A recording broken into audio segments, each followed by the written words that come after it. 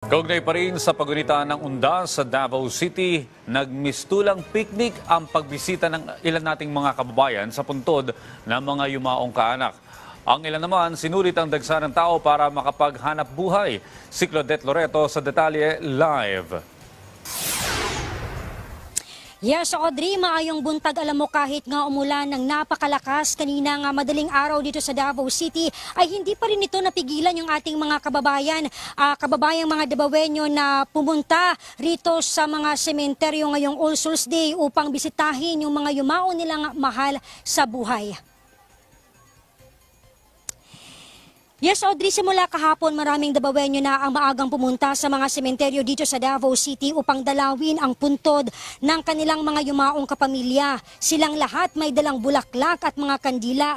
May mga pamilya na mga nagdesisyon na sulitin ang undas at nagpiknik sa loob ng sementeryo tulad na lamang ng ating nakapanayam kahapon na ang pamilya Pansoy.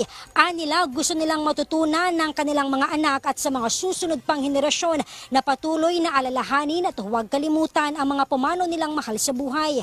Naging daan din ng undas upang makapaghanap buhay ang maraming Davaoenyo. Kabilaan na ngayon ang mga nagtitinda ng mga bulaklak at kandila tulad na lamang nitong si Claire Undong. Mabibili sa presyong 50 hanggang 500 piso ang kanyang panindang bulaklak. Samantala, Audrey, kahapon binisita rin ni Police Regional Office 11 Regional Director Police Brigadier General Alden Delvo ang iba't ibang sementeryo dito sa lungsod ng Davao.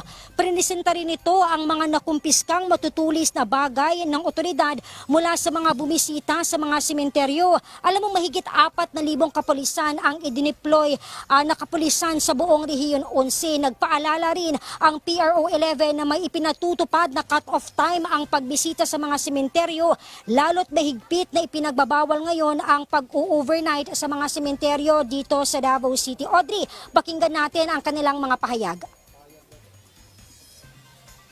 Nag-visit kami hapon, pero karon nagsayo lang may actually 5:30 na namin dire. May pansit, may puto, ensaymada, mga unta ma'am. Pero dirian mo ma'am, dirian na mo nag-breakfast. Dito na. Nagmahal siya gamay ma'am compare sa katong kuan yun ka ng normal days bitaw o mga kuan siguro ni angat mig 100 o 50 pesos ganun.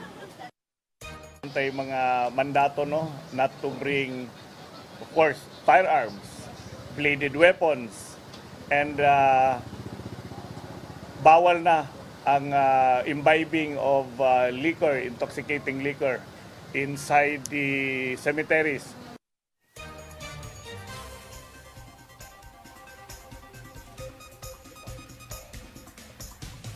Audrey, kanina nga ay nakapanayam din natin yung iilan sa mga pulis na nadestino dito sa Roman Catholic Cemetery sa poblacion area dito sa Davao City. At ayon nga sa kanila, inaasahan nilang mamayang hapon ay mas dadami pa yung mga Davaoenyo na bibisita dito sa cemetery upang nga dalawin yung puntod ng kanilang mga yumaong mahal sa buhay. Ngunit napansin din ng ating otoridad na kung ikukumpara noong mga nakaraang taon, especially during pre-pandemic time, ay hindi gaano karami yung bilang ng mga tao na pumunta sa sementeryo ngayong Undas 2023 marahil ay nagsiuwian na yung karamihan sa ating mga kababayan na bago pa man noong October 30 para nga bumoto at sulitin na rin ang mahabang bakasyon. At yan ang pinakahuling update mula rito sa Davao City. Claudette Loreto para sa Bayan. Audrey? Daghang salamat, Claudette Loreto.